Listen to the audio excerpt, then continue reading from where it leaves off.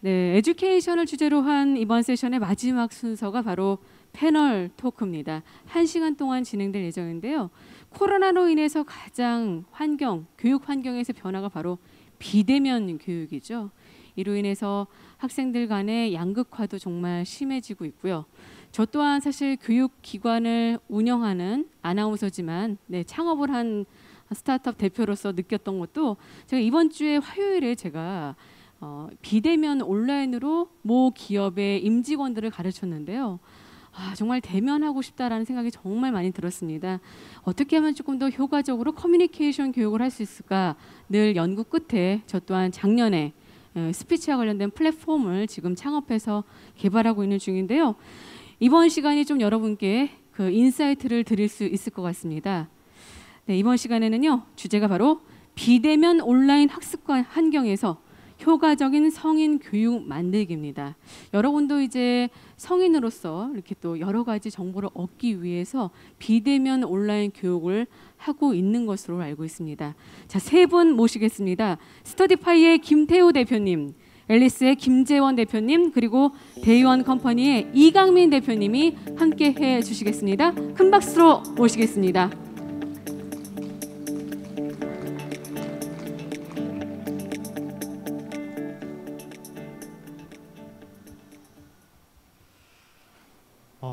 안녕하세요. 저는 대형 컴퍼니 이강민이라고 하고요. 저 끝에 앉아 계신 분이 스터디파이의 김태우 대표님. 여기 앉아 계신 분이 앨리스의 김지현 대표님입니다. 사실 제가 작년에는 패널로 참석했었는데요. 제가 모더레이터로 참석하려니까 되게 어색한데요.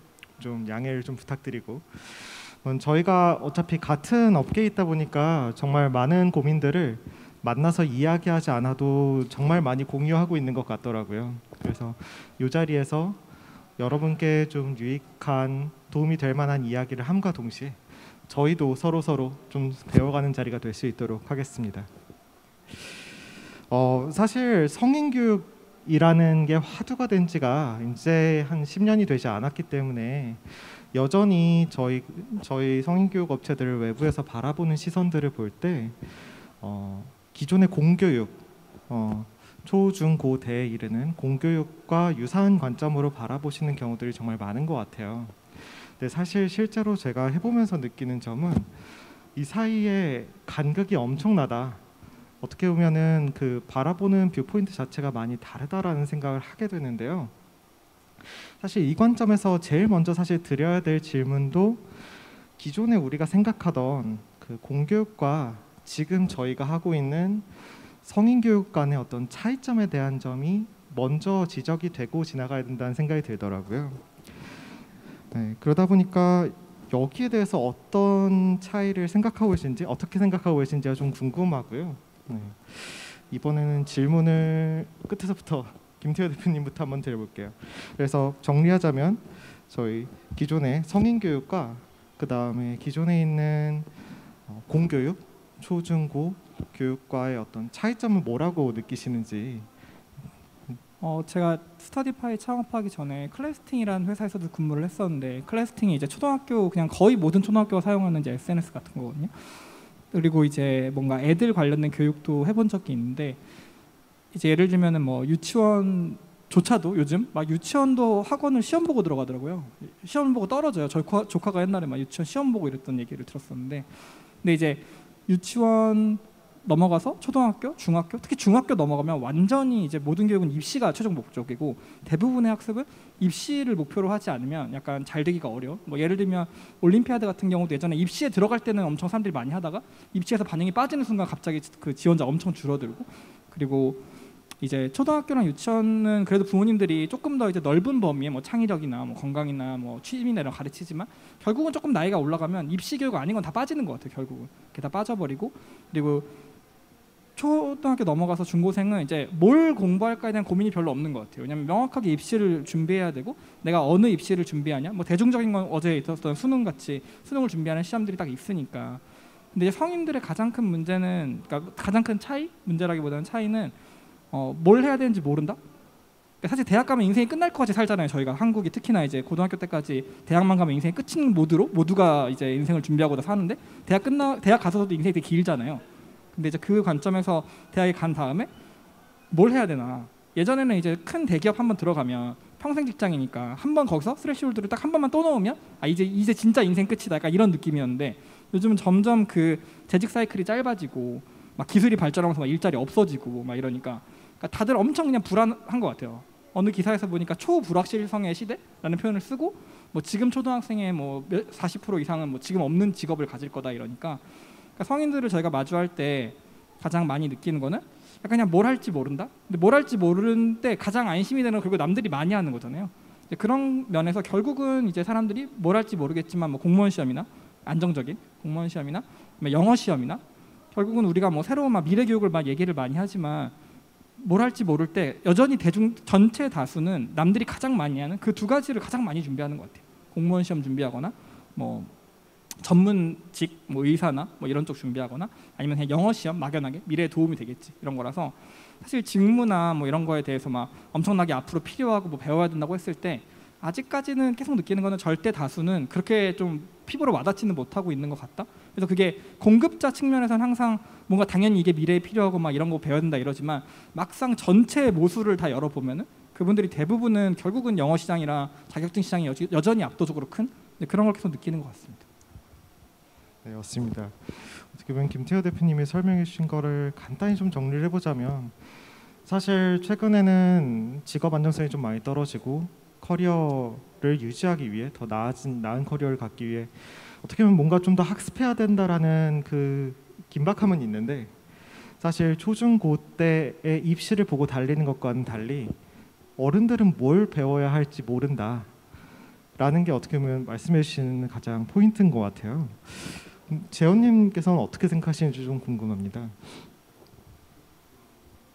네, 네, 말씀하신 부분 사실 저는 이제 뭐 좀 솔직히 말씀드리면 입시를 하지는 않았기 때문에 입시에 대한 걸 사실 잘 모릅니다. 그래서 그냥 어떻게 보면 어렴풋이 그냥 느끼는 지점이 있고 저는 오히려 성인 시장 쪽에서 그러니까 제 스스로가 엔지니어였기도 했고 그래서 소프트웨어 분야에 대해서는 조금 더 이해도가 있는데 소프트웨어 분야가 어떻게 보면 개발자 스스로도 계속 공부해야 되는 좀 분야다 보니까 지속적인 학습이 계속 있어야 되겠다라는 생각들이 있고 그런 와중에 뭐 인공지능이라든지 뭐 사회 디지털 전환이라든지 이런 것들이 생겨나면서 그 분야에 대한 어떻게 보면 공포심도 살짝 있고 그걸 또 배워야지 내가 살아남을 수 있지 않을까 이런 생각도 하면서 조금 이 교육의 성인 교육이 굉장히 확장되지 않았나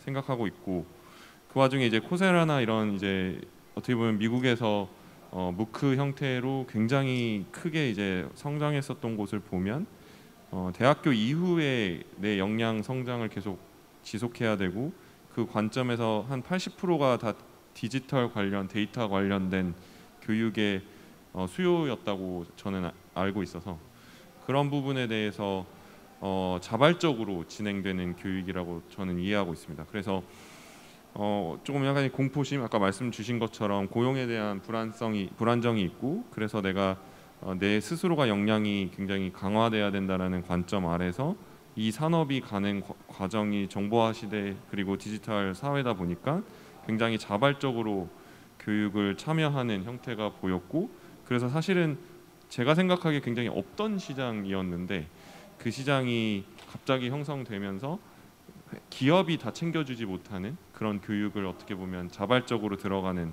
그게 성인 시장이었던 것 같고 그 과정에서 이제 자발적이라는 게 또 다른 한편으로는 내가 자발적으로 쉽게 그만둬 버릴 수 있으니까 입시를 그만둔다라는 것보다 성인 시장의 교육은 나는 그냥 그만둘 수 있거든요. 내가 돈을 내는 거고 내가 구매 결정자고 그렇기 때문에 어떻게 보면 트렌디한 교육을 굉장히 따라가기도 하고 그리고 그 안에서 내가 또 쉽게 포기도 하고 그런 과정이 조금 어려운 것 같습니다. 그래서 가치를 전달하는 데 있어서 뭐 성적을 올려준다든지 뭐 끝까지 이거를 뭐 도와준다든지 이런 부분이 입시에서는 있는 것 같은데 성인교육 시장에서는 무엇이 정말 전달되어야 되는지, 이 사람을 끝까지 가게 하는 재미 요소인지, 학습 효과를 좀 높이기 위해서 어렵게 하면 그만둬 버리고, 이런 굉장히 복잡한 아직 교육 시장은 커지고 있는데 이걸 어떻게 해결해야 되는 부분이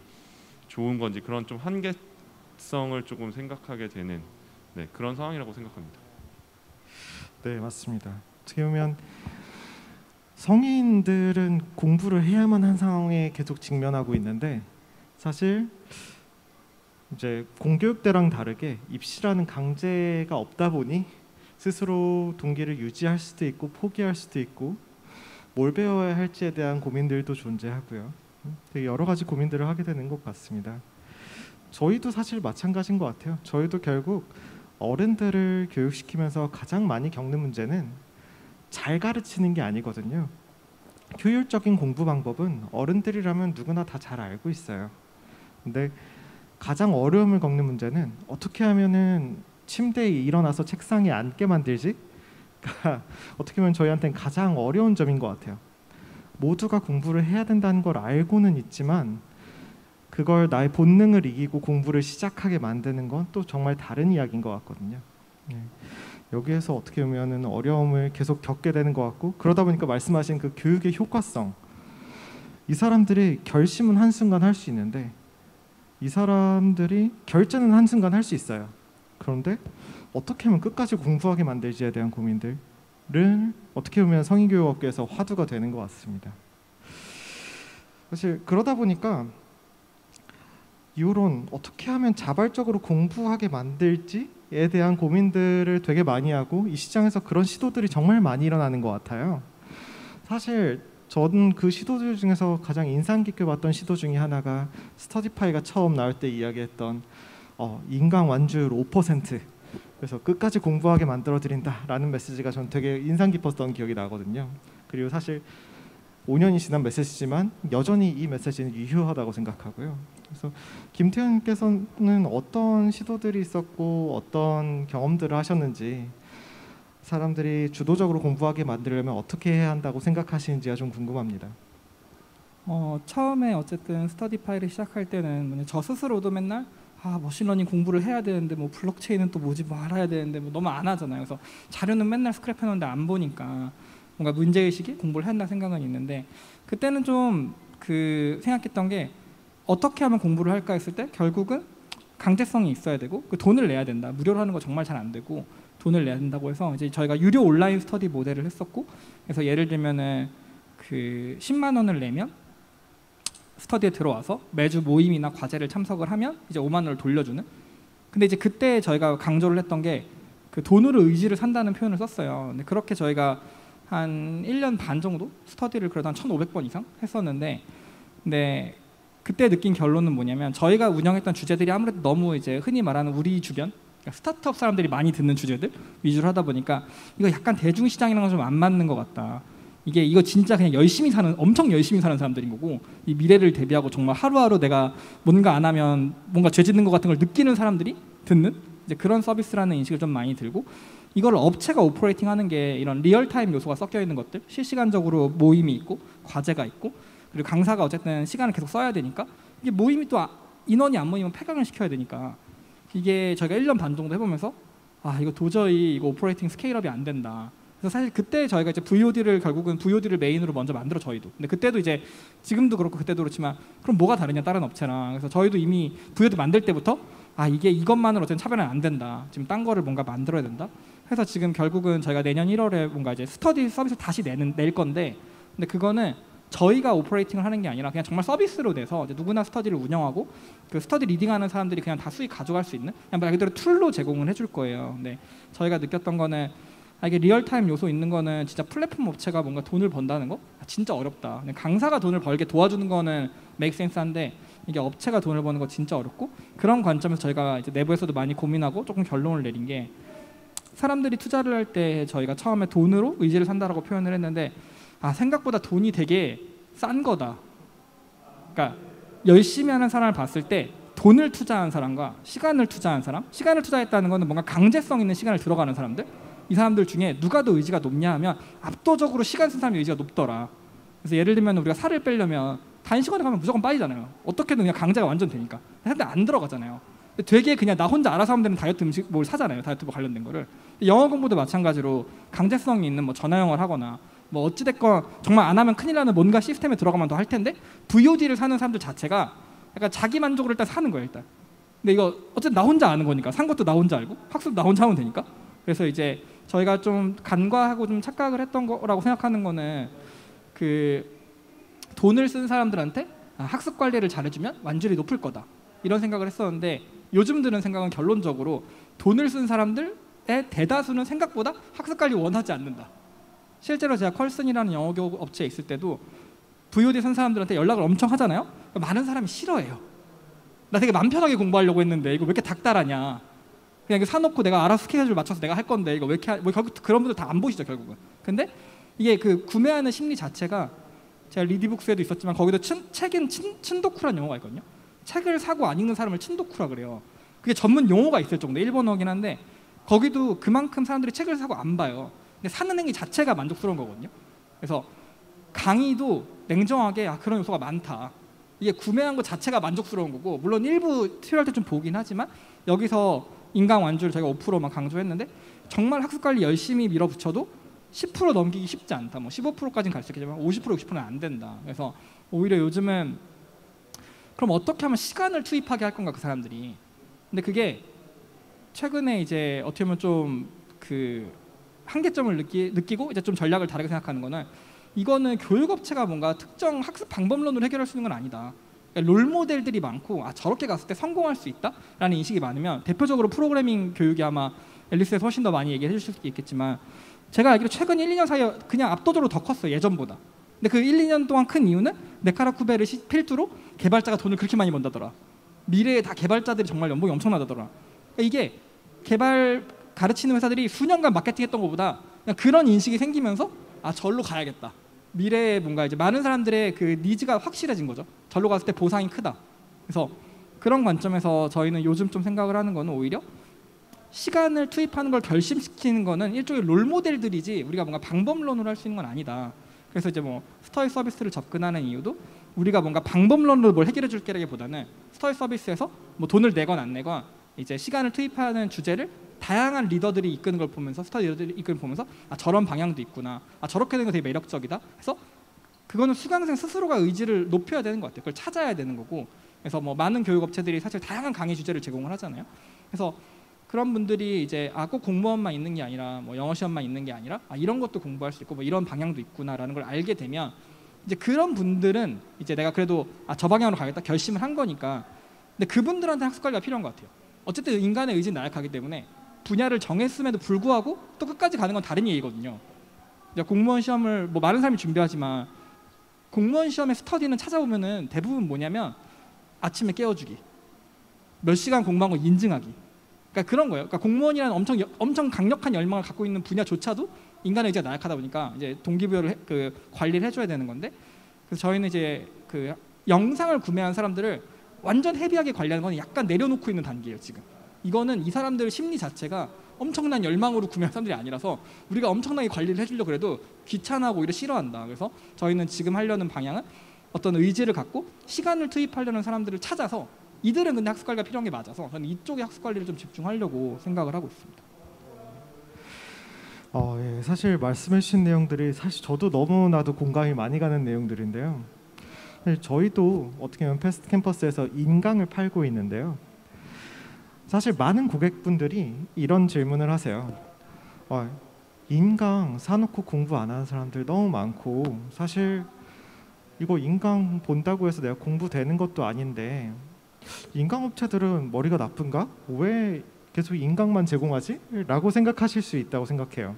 근데 동시에 저희는 그 사업성과 그 다음에 그 교육 효과성 사이에서 계속 저희는 저울질을 할 수밖에 없는 것 같아요. 저희도 그래서 결국은 내렸던 결정이, 저희도 인강을 많이 하는 이유가 최대한 인강을 사는 사람들의 이유는 마치 책을 사서 내 책장에 꽂아놓고 원할 때 꺼내보려는 심리가 있는 것 같아.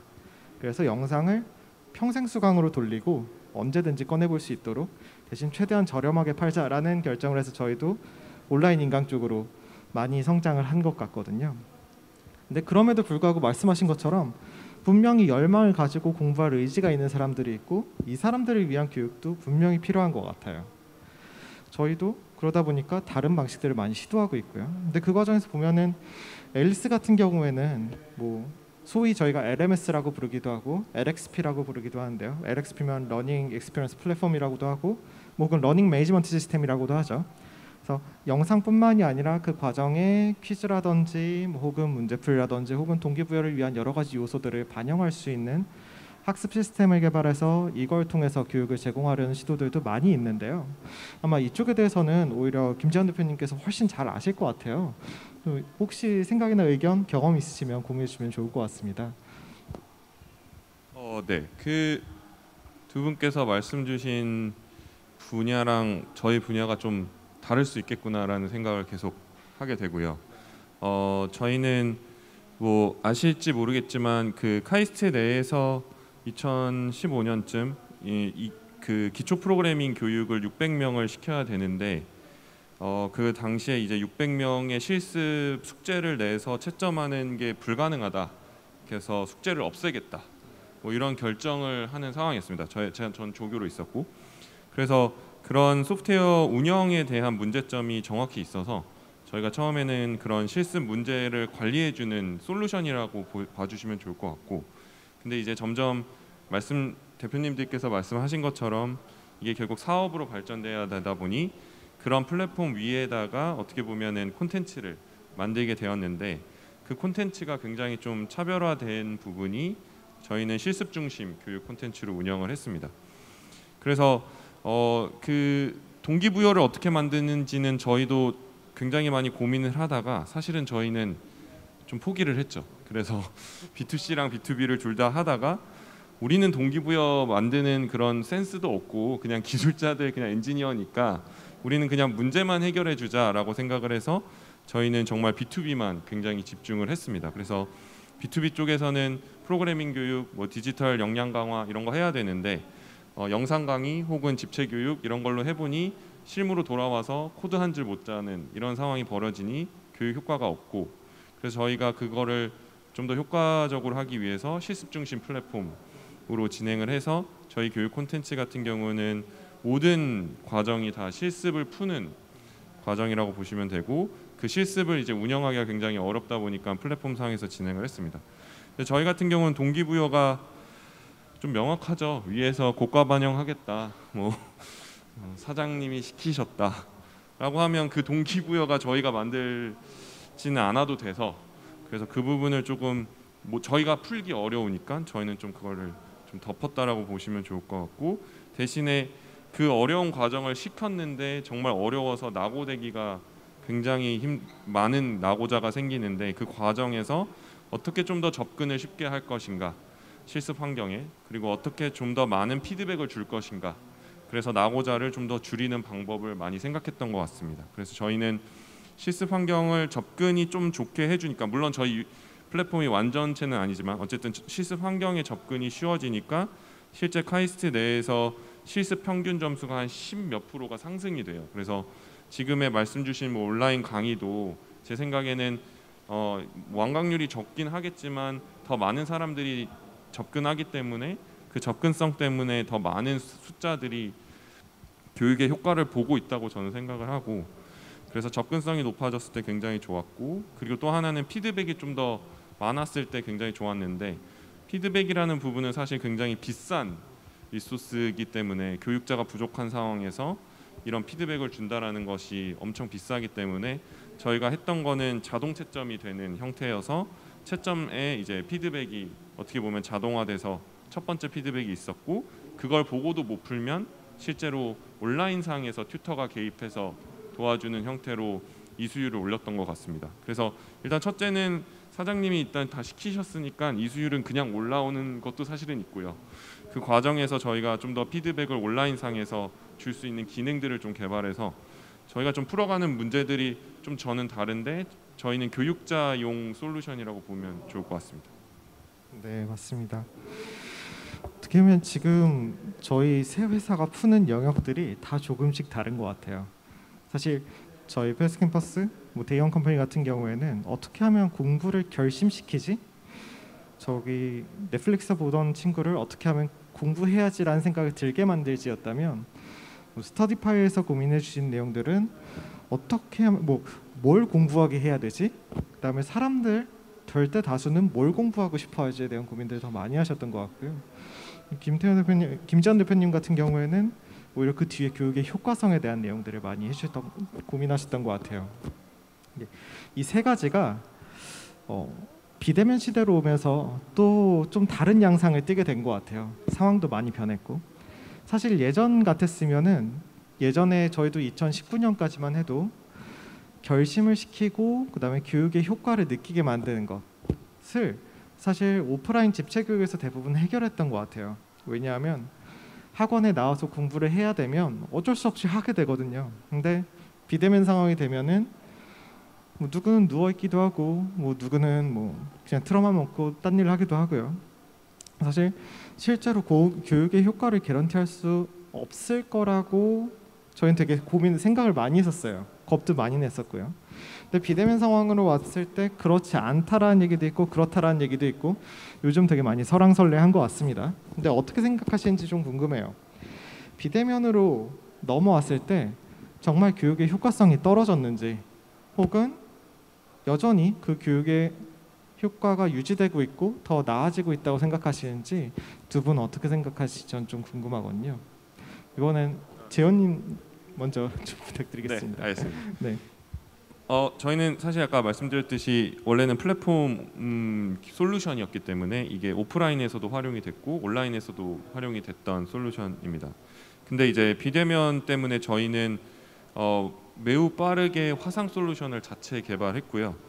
어떻게 보면은 줌이랑 저희 플랫폼을 같이 쓰다가 이런 툴이 너무 많아지니까 교육자 입장에서는 굉장히 피로도가 높아지고 실수도 많고, 그래서 저희가 그거를 그냥 한 곳에서 올인원으로 다 할 수 있게끔 해서 화상 솔루션을 넣었고, 그래서 기능적으로는 오프라인에서 행해왔던 것들이 다 온라인에서도 사실은 진행은 되는데, 기능이 된다라는 것이 환경이 정말 적응이 되냐라고 하면 그건 또 아니라서, 뭐 흔히 최근에 뭐 줌 피로도라든지 이런 것들이 생겨서 실제로 처음 몇 주간은 굉장히 온라인상에서도 다 할 수 있네, 온라인에서도 괜찮네 라고 생각하시다가 이게 한 진짜 장기 집체 교육으로 가게 되면 그 효과성이 조금씩 떨어지는 것 같습니다. 그래서 어떻게 하면 저희는 온라인과 오프라인을 잘 섞어서 효율적으로 진행을 해야 되는지를 정말 많이 고민을 했고, 어쨌든 지금 같은 코로나 상황에서 비대면이 강제였기 때문에 최대한 오프라인을 덜어냈을 때 어떤 부분이 온라인에서는 효과적이었는지는 좀 찾을 수 있었는데, 그건 흔히 말하는 본인의 실력을 확인하는, 그러니까 저희 내부에서 시험이나 테스트 이런 것도 보았을 때 이분이 실제 이수율이라든지 뭐 점수라든지 이런 걸 확인해서 얼마나 본인이 역량이 되는지 확인하는 건 굉장히 좋았고, 하지만 저희 소프트웨어나 디지털 부분은 협업 프로젝트가 많다 보니까 협업을 할 때는 오프라인에서 실력이 되시는 분들이 오프라인에서 모여서 뭔가 프로젝트를 끝까지 할 때 굉장히 효과적이었었던 것 같습니다. 그래서 이 강제적인 환경 아래서 저희는 온라인의 장점 그리고 오프라인의 장점, 그걸 좀 잘 섞어서 운영하는 방식을 계속 좀 연구하고 있습니다. 어떻게 보면 앨리스에서 해주시고 있는 교육을 보면 기존에도 온라인 오프라인을 섞어서 진행을 하고 계셨다 보니까 오히려 그 방식을 좀 연장해서 더 잘 적용하는 쪽으로 적용을 하고 계신 것 같은데요. 또 김태현 대표님께서는 또 그 접하시는 상황 자체가 또 많이 다르실 것 같아서요. 어떻게 생각하시나요? 일단 저희 회사 자체가 전 직원이 이제 원격 근무거든요. 그래서 코로나 전부터 저희는 전 직원이 원격 근무를 했었는데 뭐 그때만 해도 되게 혁신적이었는데 요즘은 이제 다들 그렇게 하셔가지고 혁신이 많이 없어졌지만 2018년도만 해도 거의 뭐 국내에 없던 상황이었는데 원격 근무 관련된 연구들 보면은 결국은 원격 근무가 무조건 우월하다, 뭐 나쁘다 이런 것보다는 완전 개인 성향에 되게 크다고 하더라고요. 그래서 개인 성향이 본인이 심리적으로 어떤 거를 좀 어렵게 여기냐에 따라서 원격 근무가 좋은 사람도 있고 힘든 사람이 있는데, 예를 들면은 뭐 내가 혼자서 그냥 다른 사람들 방해받지 않고 뭔가 다른 사람들이 사실 오피스에 있다면은 흔히 말하는 뭐 이렇게 그 스몰톡들이 많이 나면 막 아이디어가 많이 나도 좋지만 반대로 인터럽트도 엄청 많이 나잖아요. 그래서 그거를 싫어하는 사람은 그러니까 오히려 나 그냥 혼자 집중해서 잘하고 싶다 이런 사람은 사실 원격이 오히려 더 맞고, 한편 나는 사람들한테 에너지를 받으면서 이렇게 스타트업에서 뭔가 같이 성장하는 그런 느낌으로 사업을 하고 싶다 하면은 사실 원격 근무 되게 힘들거든요. 저희가 채용할 때도 그걸 되게 많이 느껴요. 그래서 채용하는 과정에서도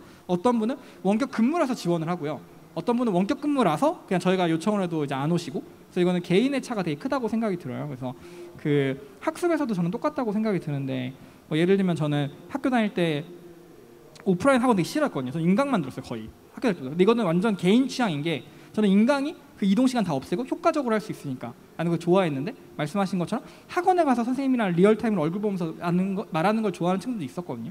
그래서 이게 개인차가 상당히 크고, 예를 들면 이제 또 K-12 이제 초중고 교육 같은 경우에는 이제 코로나 전에도 한 6, 7년 전에 화두 중 하나가 블렌디드 스쿨이었어요. 온라인과 오프라인을 결합한 스쿨. 그래서 일주일에 학교 2번 오고 나머지 다 온라인 수업하는.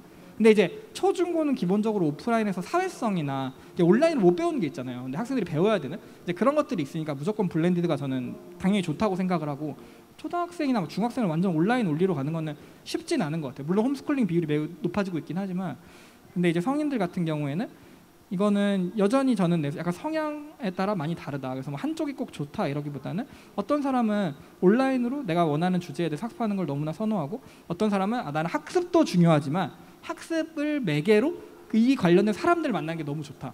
사실 그 사람들한테는 온라인으로 뭐 같은 내용을 가르쳐준다고 안 오거든요. 왜냐면 난 사람 만나는 게 좋은 건데 이건 온라인으로 만나서 무슨 메리트가 있냐 이런 방식이기 때문에 그런 성향의 차이가 하나 있고, 다만 온라인으로 학습하는 사람들도 혼자 하는 것보다 명확하게 내가 그룹에 들어가서, 흔히 요즘 막 많이 말하는 코호트 코스, 코호트 베이스 코스 CBC라는 거를 그 하면 그 학습 완줄이나 집중도가 올라가요. 왜냐면 이제 그거는 혼자 내가 스스로 아까 말한 것처럼 뭐 사놓고 알아서 하는 게 아니라 이제 흔히 말하는 소셜 프레셔가 있거든요. 피어 프레셔가 있어서 같이 듣는 사람의 엄청난 이제 압박이 있는 거죠. 그 나만 안 한 게 티가 나니까.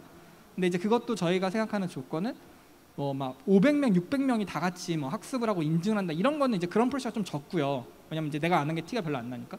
근데 이제 뭐 2, 30명 들어가는 소규모 학습에서는 본인이 안 한 게 매우 티가 많이 나고, 같이 학습하는 사람들이 이게 뭔가 내가 열심히 하고 안 하는 걸 알게 되고 서로 열심히 해서 자극도 받고 막 이런 구조다 보니까, 그래서 저희가 좀 고민하는 거는 오프라인은 일단 뭐 그 성향에 따라서 오프라인을 원하시면 당연히 오프라인 만나고 이런 거를 그 하는데, 저희는 일단 거기에 막 집중을 하진 않고, 근데 뭐 같이 있는 분들이 오프라인 만나는 걸 저희가 막진 않으니까, 그래서 이제 그렇게 진행을 하시는데, 저희는 조금 더 온라인에 집중을 하되, 온라인에서 그런 학습 효과가 나려면 이게 조금 피어 효과를 인지를 시키려면 어떻게 해야 될까? 그러니까 이게 몇 명 정도까지 가능할까? 개개인에 대해서 어느 정도의 프로파일이 공유가 되어야 될까? 뭐 예를 들면 시작할 때 줌으로 얼굴로 인사를 한번 꼭 해야 되나? 막 이런 것들. 그래서 그 성향의 차이긴 하지만 온라인에서 학습 효과 올릴 때 분명히 그런 오프라인 비슷한 효과를 갖는 이제 소셜 프레셔를 줄 수 있는 그런 요소들이 어떤 건가 고민을 많이 하는 것 같습니다. 네, 맞습니다.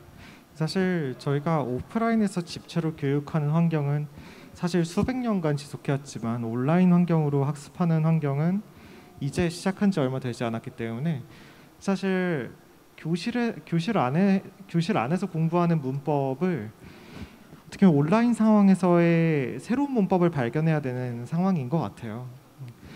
저희도 사실 2019년에서 20년 넘어오면서 온라인으로, 사실 저는 2019년까지만 해도 매출 비중이 80%가 오프라인이었어요. 근데 2019년 말 2020년 초 넘어오면서 온라인이 매출 비중의 80% 이상을 차지하는 상황으로 변했는데, 이 과정에서 저희 계속 고민하게 되더라고요. 온라인, 오프라인으로 나누는 것이 맞는가? 오히려 저희는 지금에 와서는 어떤 동기화된 학습 환경, 그다음에 비동기화된 학습 환경으로 생각하게 되는 것 같아요. 제 오프라인 수업의 가장 커다란 특징은, 여기 이 방 안에 있는 20명, 30명의 학생들이 하나의 타임라인 안에서 동일하게 학습해야 되거든요. 그러다 보니까 학습 성취도의 차이도 생기고, 그러다 보니까 그 평균의 그 학습 성취도의 그 분산이 커질 수밖에 없는 것 같아요. 근데 온라인에서 공부를 하다 보니 저희는 조금 신기하게 느꼈던 거는, 온라인에서 공부를 하다 보니 그 엘리트 인재들, 상위 10% 인재들의 학습 그 효과가 오프라인보다 크진 않아요. 하지만 전체적인 그 반에 있는 50명, 100명 정도 되는 학생들의 전체적인 학습 수준의 평균은 올라가는 것 같아요. 아무래도 각자가 자기가 원하는 방식대로 원하는 속도대로 학습을 할 수 있다 보니. 근데 문제는 여기에서도 여전히 온라인상에서도 끝까지 공부할 만한 의지가 있는 사람들이어야겠죠. 네, 이것도 어떻게 보면 앞서서 제일 첫 질문에서 두 분께서 말씀해 주신 것처럼 정말 커다란 목표가 있을 때, 내 카르크에 와서 연봉 많이 받아야지, 뭐 혹은 나 입시해야지, 뭐 혹은 나 공무원 되고 싶어, 이 정도 강도의 목표가 있을 때는 그 정도의 교육 효과가 나오는데 목표가 없을 때는 그게 안 나오는 것 같아요. 그래서 이런 고민들을 계속 하게 되는 것 같고요. 그리고 사실 온라인으로 오면서 그리고 공부를 하시는 분들이 온라인 환경에 좀 익숙해지시게 되면서 사실 사업을 하는 사람의 입장으로, 영리 사업을 하는 사람의 입장에서는 조금 더 유리해진 점들이 있는 것 같아요. 사실 저희는 2018년, 19년만 해도 온라인으로 학습하는 환경이 오려면, 사람들이 온라인 학습에 익숙해지는 시간이 오려면 최소한 10년은 걸릴 거야 같은 생각을 했는데, 코로나 때문에 이게 거의 한 1, 2년 안으로 확 타임라인이 당겨졌거든요. 그러다 보니 저희는 항상 온라인을 고민했던 이유가 오프라인은 사업적인 확장의 기회가 매우 제약이 큰 것 같아요. 그리고 확장성의 이슈가 항상 있으니까요. 그러니까 저희는 항상 그 고민을 합니다. 온라인에서 학습하면 교육의 효과는 떨어지는데 더 많은 사람들한테 교육을 제공할 수 있고, 오프라인에서 학습을 하면은 교육의 효과성은 올라가는데 대신 더 적은 사람들한테 교육을 제공하게 되는 거죠.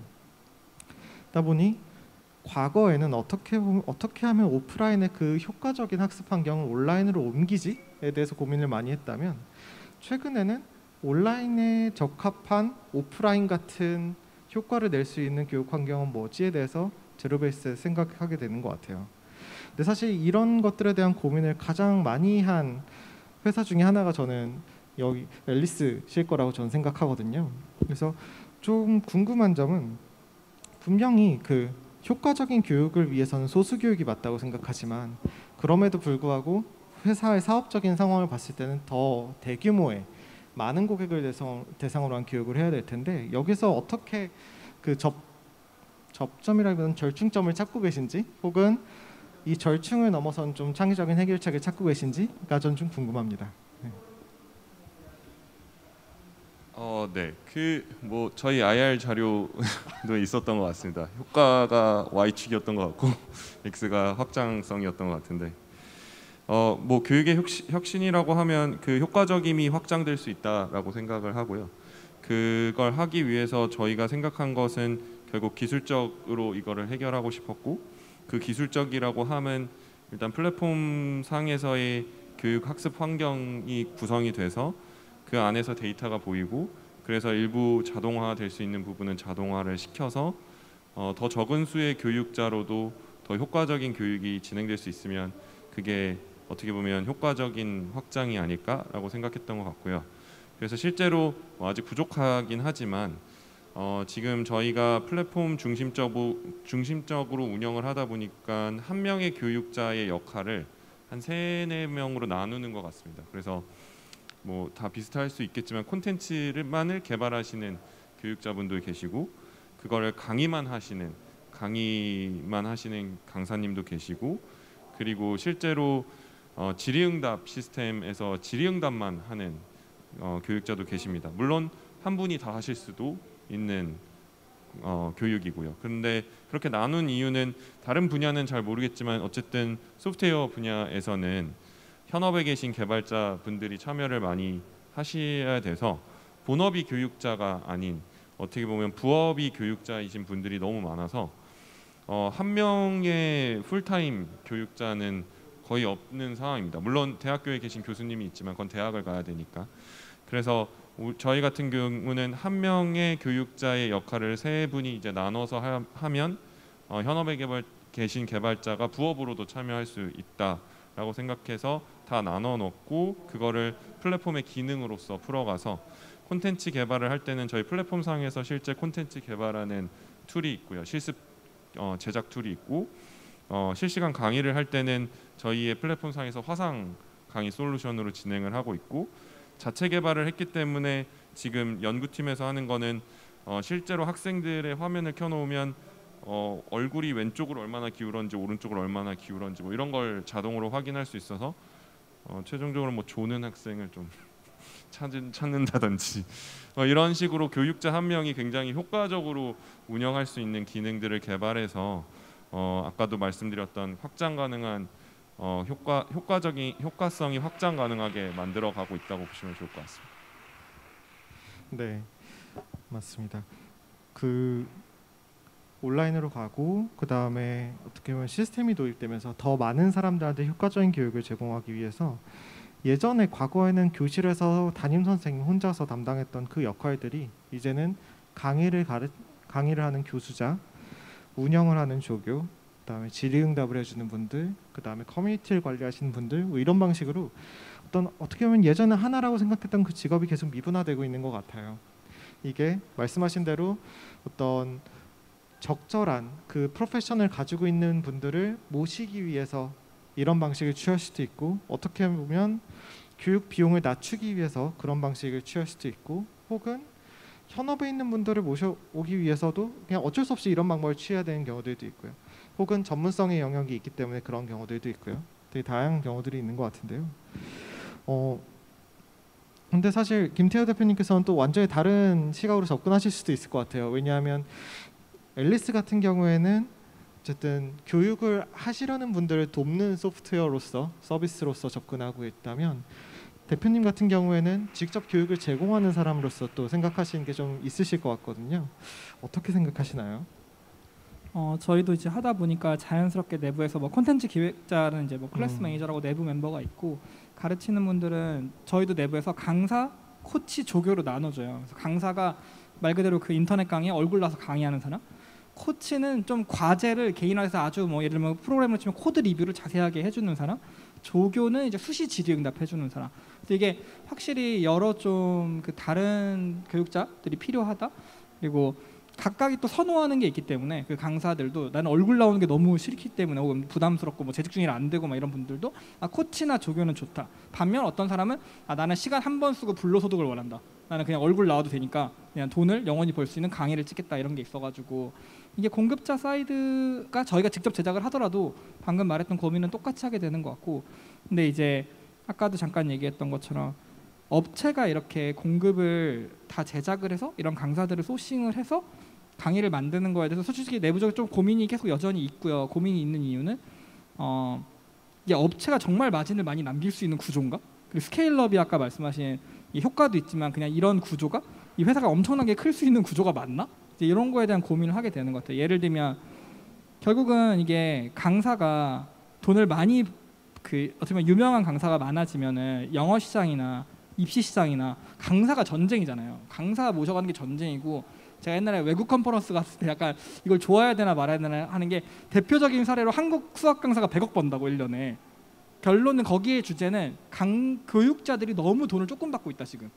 그런 내용이었어요. 근데 저도 동감하고, 우리나라 학교 선생님들 사실 급여가 엄청 높지는 않잖아요. 물론 이제 뭐 연금도 있고 뭐 안정적인 게 있긴 하지만 냉정하게 사실은 딱 돈만 보고 막 교육자를 할 정도의 인센티브가 있지는 않기 때문에. 근데 그게 사교육으로 넘어가는 순간, 성인 교육이나 뭐 입시 사교육으로 넘어가는 순간 강사가 돈을 많이 버는 분도 진짜 많이 벌기 때문에 어마어마하게. 그리고 요즘은 이제 앨리스 같이 좋은 회사들이 사실 여러 툴을 제공을 하잖아요. 강사들이 점점 본인들이 수강생을 모을 역량이 되기 시작하면, 그러니까 마케팅을 안 하고 팬덤이 있는 상황에서는 플랫폼이랑 같이 할 이유가 점점 없어지는 것 같다라는 생각 계속 느끼고 있어요. 그래서 방향성이 저희 좀 스터디 서비스를 런칭하는 이유도 이게 우리도 점점 툴로 접근을 해야겠다. 이게 점점 우리가 중앙 집권화된 시스템으로 콘텐츠를 만들어서 한다는 게 뭐 이렇게 대형 컴퍼니처럼 볼륨이 많이 커지면 충분히 메리트가 있는 것 같아요. 넷플릭스가 가능하듯이 가능한 게 있는데, 이게 약간 후발주자 입장에서 이게 좀 생각보다 쉽지 않구나. 그래서 저희는 앨리스의 접근 방식에 동의하고 그런 툴이나 이런 것들, 그런 것들을 제공함으로써 강사가 아까 말씀드린 대로 나는 얼굴 나오는 강사가 돼야지, 아니면 뭐 조교가 돼야지, 뭐 코치가 돼야지 할 때 다 본인의 취사 선택으로 할 수 있는 그런 옵션들을 주고, 그 강사들이 노력함에 따라서 이제 본인들이 거의 수익을 다 가져가는. 왜냐하면 플랫폼이 수익을 많이 가져갈수록 이탈할 돈이 너무 커지고 있는 것 같아요 지금. 왜냐면 너무 대체 경쟁자가 많이 나올 뿐더러 그냥 개발을 몰라도 스스로 그걸 만들 수 있는 툴들이 많아지기 때문에 국내에서도 이미 성인교육 시장에서 좀 유명해진 강사분들은 거의 다 자기 사이트가 있어요. 이미 이제 플랫폼에 잘 안 들어오시고요. 자기 사이트가 이미 다 있고, 왜냐면 자기 이미 보통 유튜브가 있죠. 본인의 강력한 채널이 있기 때문에 그냥 그 채널로 자기 사이트로 다 유입시키고 처음에야 플랫폼 업체에 강의를 제공해줬지만 요즘은 다 이제 그런 식으로 이탈하기 때문에 저희도 이제 계속 고민은, 물론 이제 모든 사람이 그렇게 그 본인의 마케팅 채널을 갖고 있는 건 아니기 때문에 강사들이 모두가 이제 본인이 꼭 본인 사이트 만들어서 운영한다 뭐 이렇게 생각하진 않지만, 그럼에도 이게 분명히 업체가 그 툴을 제공해서 강사들이 오히려 좀 강의를 잘할 수 있게 만들어주는, 확실히 그쪽 니즈가 오히려 더 커질 것 같다라는 거는 저희도 좀 느끼고 있습니다. 맞습니다. 사실 지금까지 교육이 강사를 중심으로 강사가 가진 콘텐츠와 서비스를 강사 혼자서 모두 제공하는 방식으로 이루어져 왔다 보니까 사실 여전히 온라인에서 그 학습 방식, 서비스, 플랫폼에서 주는 가치가 늘어나지 않는다면, 거기서 방법을 찾지 못한다면 사실 온라인에서 뭔가 서비스를 제공하는 업체들이 계속 성장하기는 어려울 거예요. 사실 저도 계속 그런 점들을 느끼고 있는 게, 사실 지난 20년간 우리나라에서 조단위 가치를 지닌 교육회사가 나온 적이 있었나를 보면 사실 지금까지 조 근처에 간 회사가 있긴 했지만 뭐 교과서 같은 걸 빼고 진짜 순수하게 B2C로 교육을 제공하는 회사들 중에 조단위 가치를 간 회사가 있나 보면 사실 그렇지는 않거든요. 없거든요. 가장 컸던 회사가 2008년에 메가스터디였던 것 같아요. 그때 4천억 매출에 한 800억 정도 영업이익을 내면서 엄청나게 성장했었는데, 그게 어떻게 보면은 교육업에서 보여준 가치의 한계였던 것 같다는 생각이 좀 들고요. 동시에 저는 지금이 되게 중요한 기회라는 생각을 합니다. 비대면 상황이 오고 이 과정에서 고객들이 온라인, 비대면, 비동기 상황에서의 학습에 의욕을 갖기 시작하고, 여기서 교육업체들이 이 온라인을 활용한 새로운 교육 방식에서 가치를 줄 방법을 찾아낸다면은 분명히 조단위 회사가 나올 수 있는 기회가 있을 거라고 생각하는데요. 그런 점에서 사실 저는 메타버스라는 단어를 좋아하진 않지만, 그럼에도 불구하고 최근 들어서 온라인상에서 어떤 그 교육 환경을 구성하고 그다음에 교육을 진행하는 소위 메타버스를 활용한 교육들에 대한 관심들도 많이 높아지고 있는 것 같아요. 여기에 대해서는 어떻게 생각하시는지 두 분 생각도 좀 궁금하거든요. 네. 짧게 말씀드리면 그런 기능이 무엇을 하는지 너무 챗봇처럼 얘기하는 것 같아요. 기능 중심으로 얘기를 해서 근데 뭐 제 태생이 엔지니어라서 기능적인 중심으로 보면 이제 어떻게 보면 코로나 상황이 강제성을 띄워서 그런 걸 활용하게끔 이제 했는데, 코로나가 뭐 끝나더라도 사실 소프트웨어 쪽은 굉장히 수도권에 좋으신 개발자분들이 다 모여 있기 때문에 지역 간의 격차를 해소하는 용도로서 계속 활용이 될 것 같습니다. 그래서 그 기능이 갖는, 아까도 말씀하셨을지 온라인 오프라인의 뭐 효과성이라든지 뭐 그런 게 있을 수는 있지만, 어쨌든 지역에서 좋은 교육을 듣고 싶다라고 했을 때 그런 뭐 줌이라든지 혹은 메타버스라는 그런 기능이 굉장히 효과적일 거라고 생각을 하기 때문에 지속적으로 다양한 형태로 활용 가능할 거라고 생각합니다. 그쪽 분야 사실 전문가는 아니니까 좀 조심스럽긴 하지만, 메타버스 관련돼서는 아까 제가 잠깐 얘기했던 온라인에서 그런 소셜 프레셔를 느끼기 위해서 이게 온라인에서 내가 정말 같이 학습하고 있다, 이런 느낌을 주는 면에서는 확실히 뭔가 메타버스라는 시스템, 뭐 흔히 요즘 말하는 뭐 게더타운이건 뭐 아니면 VR 관련된 뭐 서비스건 뭐 여러 가지들이 있잖아요. 근데 그게 조금 더 뭔가 온라인에서 뭔가 같이 하고 있다, 뭐 줌만 있는 게 아니라 조금 더 그런 아바타들이 하면서 뭔가 같이 하고 있다, 근데 그런 면에서 의미를 준다고 생각은 하고 있고요. 그래서 그런 서비스를 만드는 것들, 뭐 게더타운만 해도 사실 엄청 크고 있고, 그래서 확실히 이게 다르긴 다르다, 그러니까 그게 있고 없고가 다르다는 느낌은 있는데, 일단은 이건 순전히 이제 저희의 개인적인 이제 저희 회사의 좀 관심사지만, 사실 그 공간에 대한 경험으로 소셜 프레셔를 주는 것도 물론 메타버스의 메리트지만, 또 하나의 좀 이제 고민이 되는 포인트는, 사실은 메타버스 회사들 중에서도 엄청 잘 크는 회사들, 요즘 흔히 말하는 게임 쪽에서 플레이 투 원에서 게임하면서 돈 버는 회사, 그러니까 유저들이 게임을 하는데 돈을 버는 이 구조 회사들이 엄청나게 잘 되는데,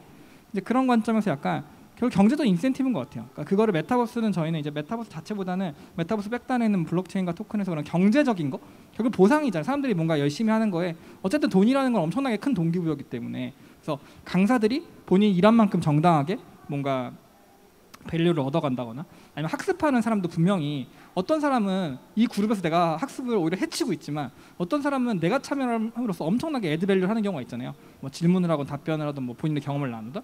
그래서 만약에 뭔가 그런 경험이 그 본인이 기여하는 만큼 뭔가 학생조차도 뭔가 보상을 받을 수 있다.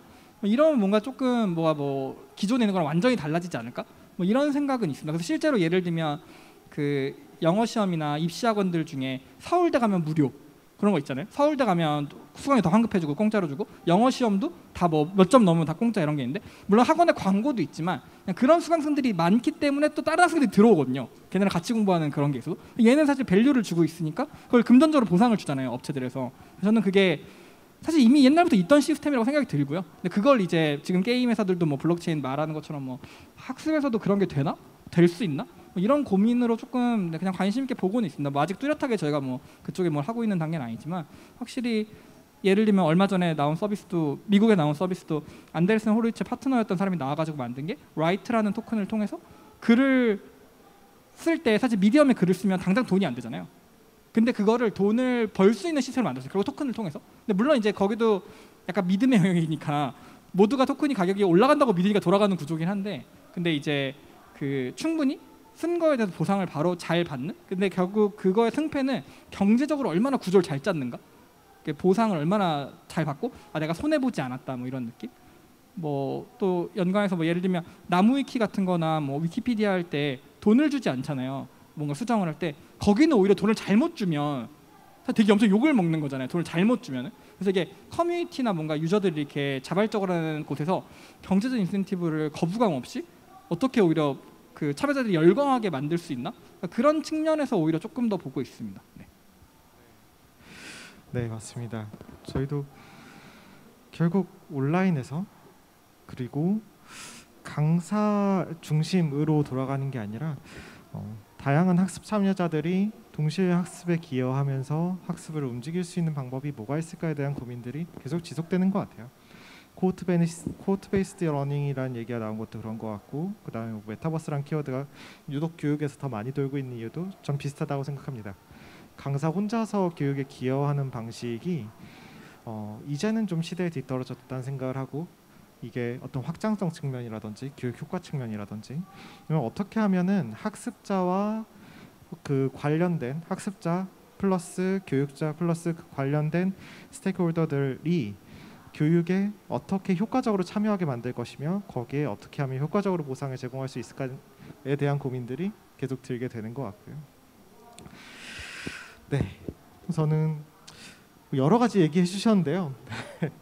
사실 제가 되게 많이 배우고 가는 것 같습니다. 사실 저는 그러니까 서비스 레벨에서의 교육을 운영해 본 경험도 사실 많진 않고, 그 다음에 사실 김태우 대표님처럼 좀 익스트림한 방식으로 어떤 보상의 구조를 짜본다든지 이런 형태의 비즈니스를 해본 경험도 사실 많지 않아요. 그래서 두 분한테 저도 되게 많이 배우고 가게 된 것 같고요. 오늘 재밌는 얘기, 어떻게 보면은 이 성인 교육에 관심 있는 분들만 재밌을 수도 있는데요. 어쨌든 저희가 고민하는 얘기들 들어주신 여러분한테도 너무나도 감사드립니다. 저희 김태우 대표님, 김지현 대표님이었습니다. 감사합니다.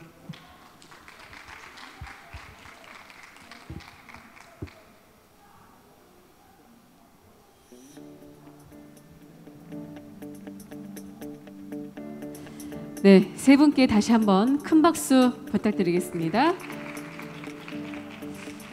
네, 이상으로 컨퍼런스 에듀케이션을 마치도록 하겠습니다. 귀한 시간 내주신 참석자 여러분, 또 연사분들 진심으로 감사드리겠습니다.